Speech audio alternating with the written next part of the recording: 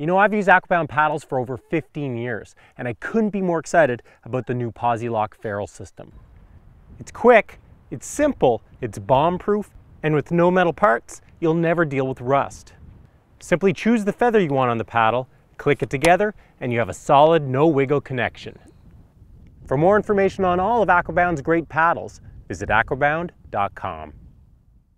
If you're the motor for your kayak, then the paddle is the drive shaft that allows you to propel the boat forward.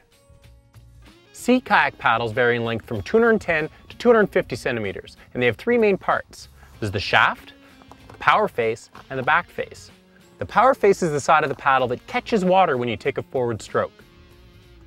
Paddles are made from a variety of materials, with the most common being plastic, fiberglass, carbon fiber, and wood. Wood paddles are the most traditional and they feel nice, although they tend to be heavier and need to be taken care of. Plastic blades offer a good blend of performance, durability, and affordability. Fiberglass or carbon blades are lighter and stiffer, although they're usually a lot more expensive. The stiffness of glass or carbon paddles gives your strokes a bit more power, but it also makes them harder on your joints, as the paddle absorbs less shock. When choosing a paddle, you'll need to decide on its length and the blade size. The type of paddling that you do and your physical size will help you make these decisions.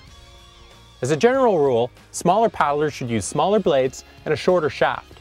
The stronger you are, the larger the blades and the longer the shaft you'll be able to control. As for the type of paddling that you do, shorter paddles with bigger blades promote a more vertical paddle stroke, which suits a more active paddling style.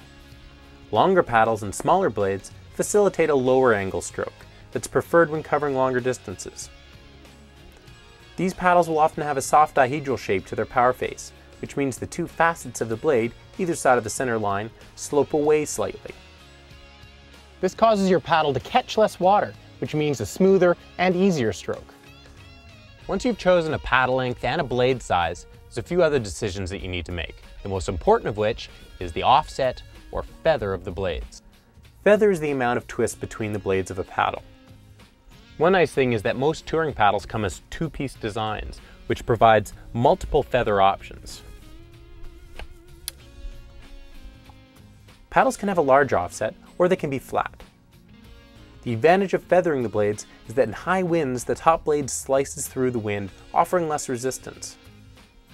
On the other hand, a flat paddle is more intuitive and means less repetitive twisting of your wrist, which can help prevent tendinitis. There's no right way here, just personal preference.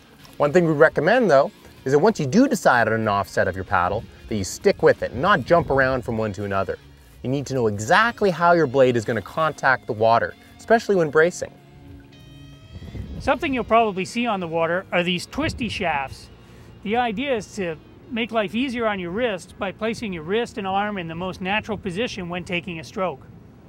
These paddles are usually quite a bit more expensive, and there's an endless debate about their true value, which we're not going to get into.